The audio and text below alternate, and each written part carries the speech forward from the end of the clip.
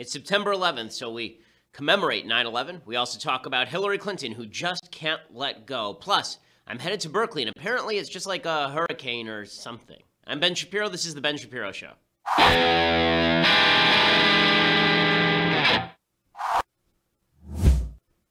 Alrighty, so I'm ready to give you the update on Berkeley because it is hilarious. Hilarious, let me tell you.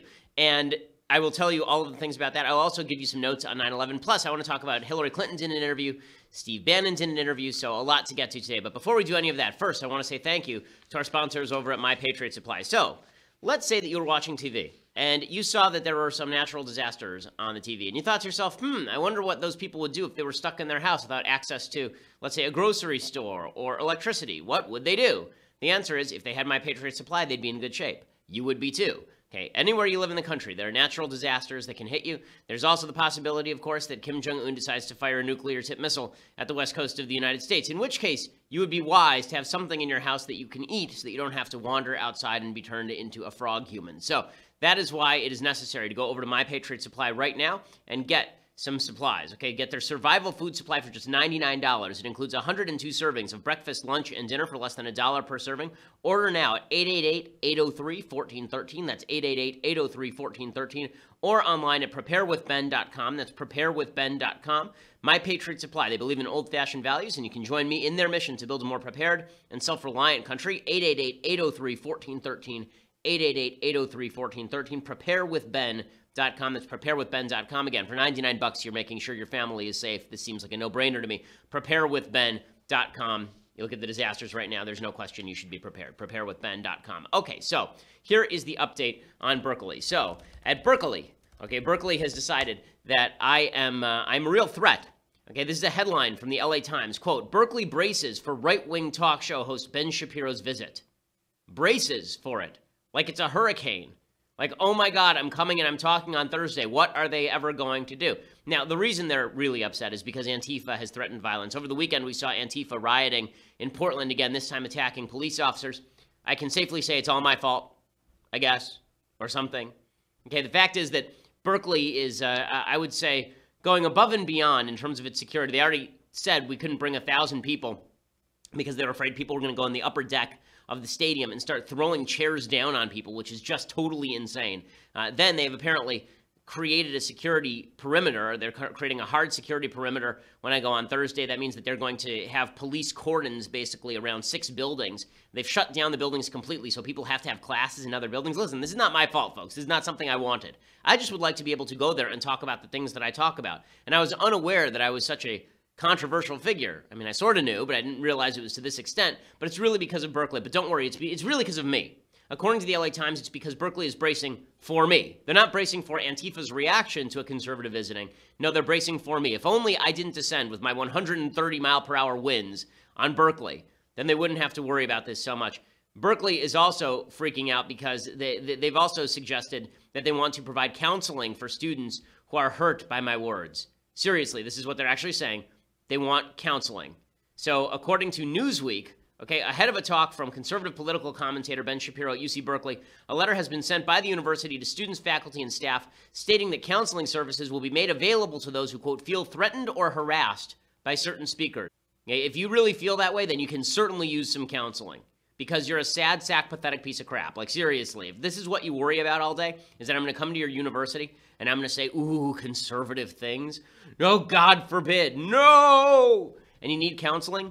Then let me suggest that you actually do need counseling. I do love what the left does here. They so overstep their boundaries, it's insane. Antifa is suggesting that I am a white supremacist now, which is hysterically funny. Refused Fascism says I am a fascist thug and a white supremacist, which is really amusing considering I was literally the #1 recipient of hatred from the alt-right on Twitter last year, according to the Anti-Defamation League. So that's pretty awesome. Refused Fascism issued a statement declaring campuses must become fascist-free zones. How? Through fascism, of course. We have to make sure that no one can get on campus. That's how you make sure it's a fascist-free zone, by establishing your own fascist zone.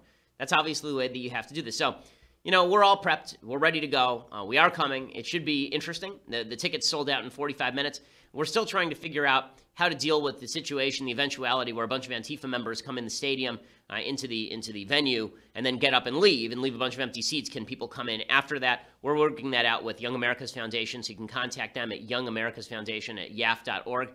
But we are coming, and I will say that I think this whole thing is wildly overblown, and I'm not sure whether to be flattered or insulted. It's pretty incredible, actually. Okay, in other news, obviously, it's a pretty somber anniversary. Today's the 16th anniversary of 9/11. Amazing how fast time moves. I remember that, everybody has their "where were you when 9/11 happened" story. For me, I was, 17 years old, and my dad and I were actually supposed to go golfing that morning, and we dropped off my sisters at school, and as we pulled into the parking lot, one of the security guards came running out and said that planes had hit the World Trade Centers and they had collapsed. And we rushed inside the school, and I remember that the school, which is an Orthodox Jewish day school, had told all the students there was going to be extra security. They did not, in fact, have extra security. My father and I standing there with golf clubs were actually the extra security, so that was not probably planned, but obviously horrific day, and everybody remembers the images. It still gives you a pit in your stomach. If you're not old enough to remember, if you're one of my younger listeners, then you should go back and watch the tape, because it's important to know what happened in our country on September 11th, 2001. And it's important to remember because there are certain lessons that we learned after 9/11 that I think we've sort of been in the process of unlearning. All of history tends to be a process of learning lessons and then forgetting them as fast as possible so that you can repeat the history again. So I want to go through a couple of lessons I think that it is worth remembering from 9/11 so that we don't repeat 9/11 again, even though I think that, that's the chances that there will be another major terrorist attack sometime in the next 10 years, I think, are pretty high. And I don't just mean truck-style attacks from ISIS. I mean like an actual spectacular attack that takes out thousands of people. And I'm not saying that, obviously, I'm saying that with tremendous hope that I'm wrong. But it seems to me that the more we go down this road of forgetting what we learned on 9/11, the more we're getting closer to that. So, number one, global retreat is not a strategy. If you remember the Clinton era, you remember that Clinton's basic foreign policy strategy was retreat from the world, except when you did sort of these pinprick strikes in particular areas. Sometimes we'd intervene on humanitarian grounds, but we never intervened with regard to preserving our own security. We never took preemptive strikes to preserve our own security. And bin Laden noticed. In 1998, he bombed the American embassies in Kenya and Tanzania. That's sovereign American territory. And the United States basically did nothing. When bin Laden bombed the USS Cole, the United States did basically nothing. And bin Laden, this is in his writings, said he thought that we were a paper tiger at that point. It was only because of George W. Bush, really. George W. Bush gets a very bad historical rap. But if you talk to the people at Al-Qaeda, from Al-Qaeda, they openly acknowledged that they were not expecting the kind of response they received from George W. Bush. They had prepared a second wave of attacks, and because Bush was so aggressive, it finished that. So James Mitchell, who was the man who questioned Al-Qaeda mastermind Khalid Sheikh Mohammed, who was the planner of 9/11, KSM said, quote, "How was I supposed to know that cowboy George Bush would announce that he wanted us dead or alive and then invade Afghanistan to hunt us down?" According to Mitchell, KSM explained that if the U.S. had treated 9/11 like a law enforcement matter, he would have had time to launch a second wave of attacks. But now it seems like we are very reticent about preemptive attacks. It seems like we are reticent about looking at the threats that face us. We're fighting ISIS now, which is great. But what about the next threat? What about Iran? What about Hezbollah? That doesn't mean that we have to take out the regime in Iran. Doesn't mean we have to go to war with them. But the fact is that unless we are willing to consider measures to stamp out terrorist groups across the planet, we are setting ourselves up for a fall. Okay, second lesson that we should have learned on 9/11, money and friendliness do not buy off Islamists. There's this weird idea from both the Ron Paul right and from the Barack Obama left that if we just give enough money, if we just show the Muslim world that we are caring and wonderful, that we will be left alone by terrorists. This is absolute nonsense. This is not an argument, by the way, for being mean to Muslims worldwide. It's not an argument for not having relationships with countries like Saudi Arabia, where we have an actual intelligence relationship. It is an argument suggesting that if we think that's enough, if we think that being friendly, that being a human rights proactive, that this is going to be enough to prevent terrorism, we are wildly mistaken and stupid. The fact is, for a decade, the Clinton administration reached out to the Palestinian government, for example, with cash, with concessions from the Israelis. And you remember the tape. You do. You remember the tape on 9/11 of Palestinians handing out candy in the streets to their children as the towers fell.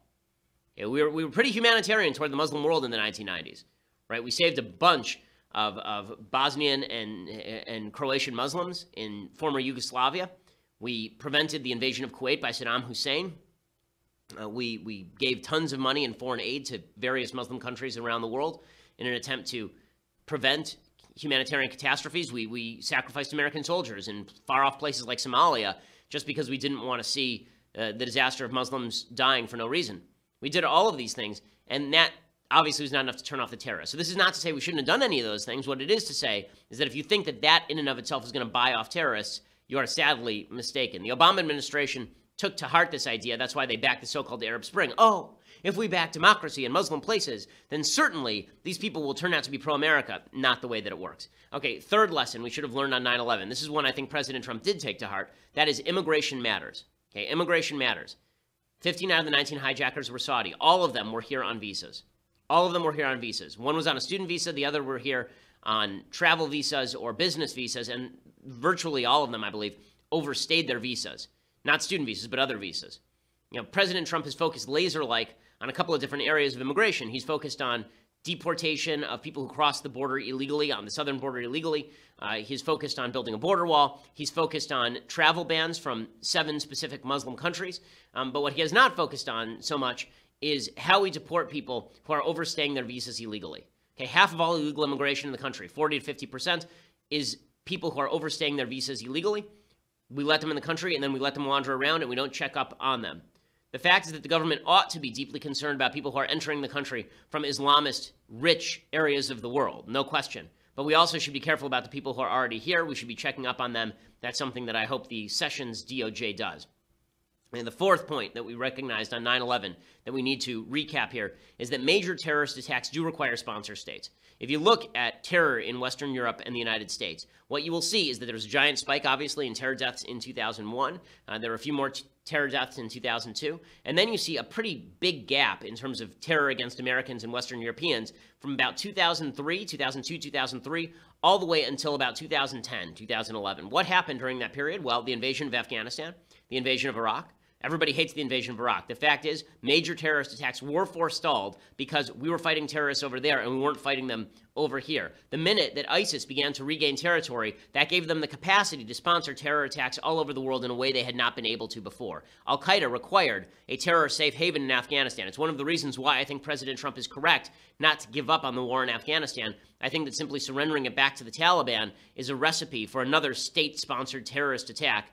This is why the Iran deal is so devastating. You have a major wealthy power in Iran that is willing to sponsor terror groups all over the planet. State sponsors of terror can do things that simple terrorist groups cannot. You're always going to have what they call lone wolf terrorism or small cell terrorism. That's not quite the same thing as these major spectacular terrorist attacks killing hundreds of people. That requires a base like ISIS to train people, provide them services, provide them guns, provide them ammo, provide them bombs, provide them all the things that they need. Final point on 9/11, and then I'll move on to Hillary Clinton here. America has real enemies. You know, we're so busy in the United States tearing each other apart. We're the freest, most wealthy power in the history of the world. And that means that we tend to look at each other and say, well, look, Al-Qaeda isn't really a threat to us. ISIS isn't a threat to us. It's not an existential threat anyway. Obama used to say this all the time. He used to say that this isn't an existential threat. Okay, it's not just the government's job to protect you from existential threats. It is also the government's job to protect you from being murdered in your bed. Okay, it doesn't have to be an existential threat for it to be an existential threat for you. 9/11 was not an existential threat to the United States. It was an existential threat to the 3,000 Americans who were murdered on 9/11. It is the government's job to protect us from those things. You know, when people say things like, well, how many soldiers died in order to protect us from the next one? Number one, we don't know how many people were saved by that. We don't know the counterfactual. And number two, it is very different to use our military. People who have volunteered for our military go to fight the bad guys. That's why they join up. And it is sort of a slander on their patriotism to suggest they join the military just for the benefits, but they don't join up in order to fight the bad guys. The vast majority of people I've talked to in the military, they joined up to fight the bad guys, and so long as the government is deploying them properly, then they are more than happy to go and kill the bad guys. It's their job. It's what they're here to do. Okay, so before I go any further, I'm going to talk about Hillary, and Steve Bannon did an interview on 60 Minutes that's getting a lot of play. Before I do any of that, first, I want to ask you, have you taken any of your extra money and started investing in real estate? This is something you absolutely should be doing. I always talk about diversification of assets. I always talk about you should have some money in gold and silver. You should have some money in the stock market, and you should certainly be looking at some other investments that can have a high upside.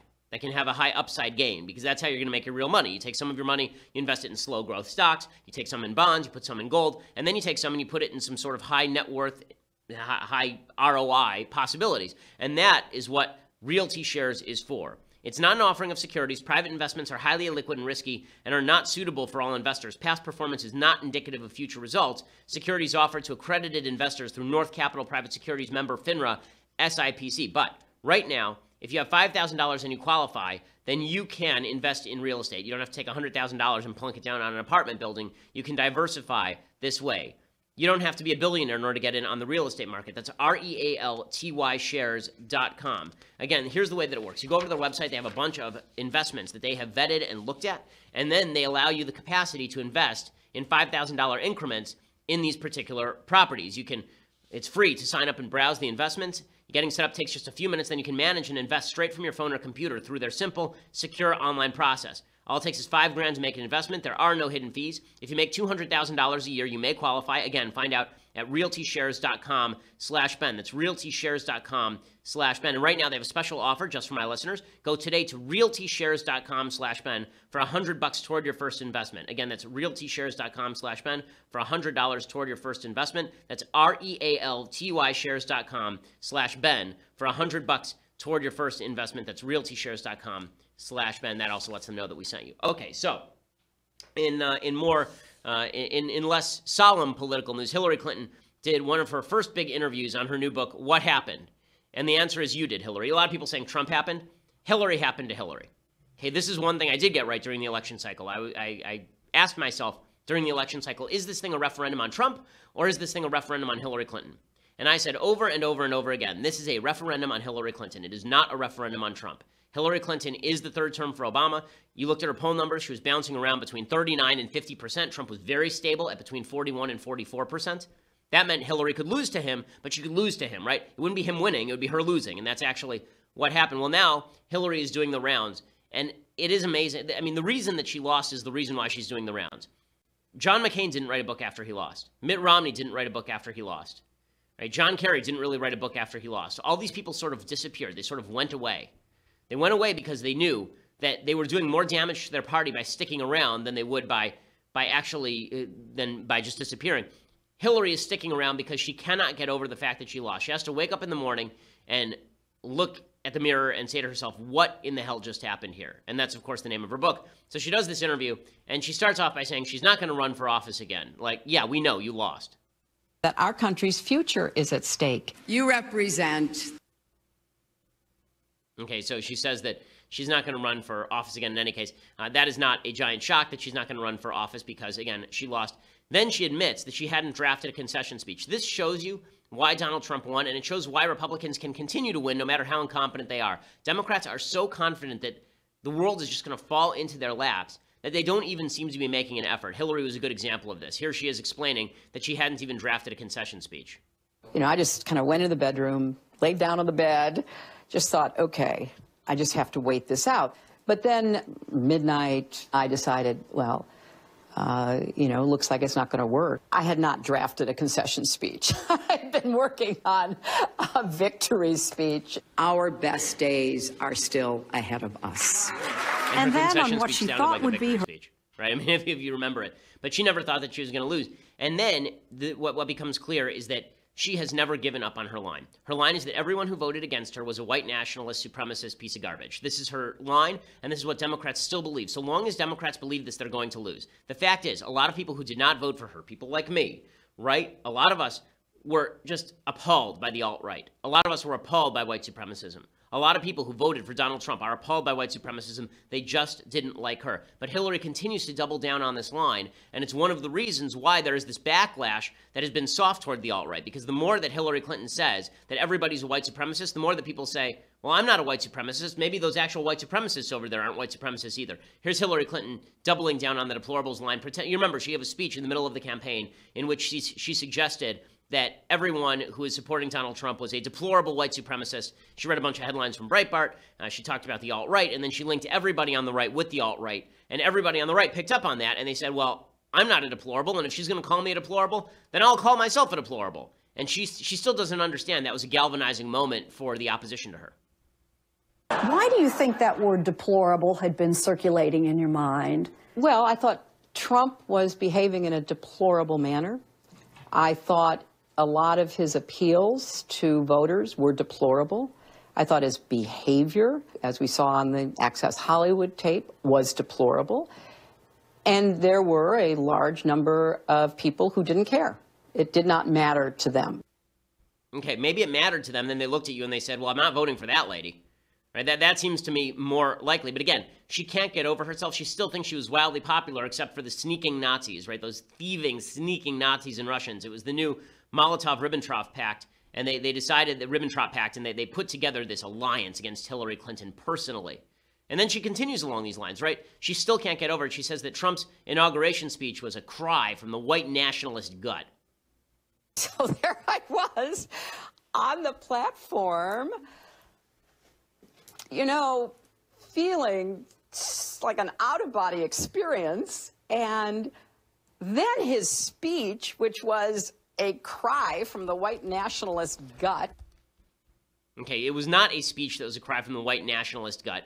His speech, his inauguration speech, was, I thought, quite well written. I thought it was very dark, but I thought that it was effective. I don't think it was about white nationalism so much as it was about the idea that America had fallen on hard times and now Trump was going to raise us up again, right? Trump was going to be the guy who dragged us out of that crevasse. The reason all of this matters, the reason Hillary Clinton still matters, is because her spirit still infuses the Democratic Party. Her cackling spirit still infuses the Democratic Party. They don't understand why they lost. They think that they are just going to kind of sweep into victory again on the basis of confusion and ire and anger and hatred for the other side. And I don't think that that's right. And you can see that what's happened here is we now have reactionaries on both sides. So Hillary Clinton is a reactionary of the left. She thinks that everybody on the right is white nationalists. And then you have reactionaries on the right who, people like Steve Bannon, I think, who have turned to Hillary Clinton and said, okay, well, if you're going to react that way, then I'm going to look at the alt-right and I'm not going to consider these people the worst things in the world. I'm going to make room for them. You know, maybe they'll come out in the wash eventually. Now, I'm going to talk about Steve Bannon's 60 Minutes interview in a minute. I don't think Steve is a white nationalist by any means. I mean, I know Steve pretty well. I was on a phone call with him for basically 2 hours a day for 2 years of my life. So I know Steve pretty well.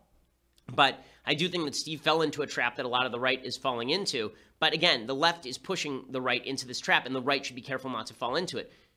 Another example of this, it's not just Hillary Clinton who believes this. Stephen Colbert, he was on his show the other night, and he actually gave a Nazi salute because his suggestion was that Donald Trump and Steve Bannon were actual Nazis, and then he throws up a Nazi salute. After the Charlottesville situation, that's what I told General Kelly. I was the only guy that came out and tried to defend him. I was the only guy that said he's talking about something, taking it up to a higher level. Yeah, he's definitely taking it to a higher level. I'd say his support is about up there, right around here. And we're over here, somewhere up there. Okay, so there he is giving the Nazi salute as though Bannon and Trump are Nazis. And then the right goes, well, if you're going to call them Nazis, I mean, then everybody's a Nazi. Nazism must not exist. This is the mistake the left makes, and it's really stupid. It's really stupid, but the right has to be careful not to fall into the same mistake. Now, I want to talk about Bannon because I think that Bannon's interview on 60 Minutes was less important for who Bannon is, and it was more important for what Bannon hopes to represent and why the Trump movement is, I think, irrevocably split, and I don't think it's likely to cohere.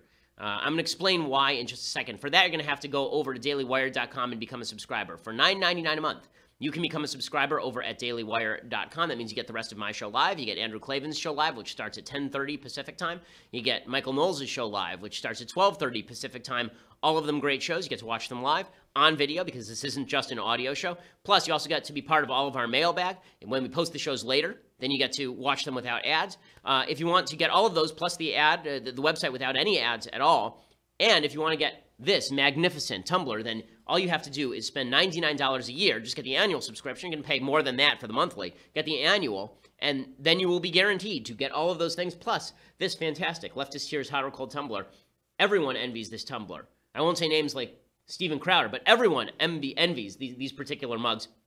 They say they are the greatest mugs that have ever been created. I can vouch for that. Although I have not tried every mug, I can tell you that in Indiana Jones in The Last Crusade, when someone chose not this mug, it ended very poorly for him. So this is the kind of Tumblr that you should use. So $99 gets you the annual subscription, or go over later to iTunes or SoundCloud. Please go over to YouTube, by the way, and subscribe to the Daily Wire channel as well. That allows us to continue bringing you content, and it allows you to see as much of the content as humanly possible, as soon as humanly possible over at YouTube. So go check that out. We are the largest conservative podcast in the nation.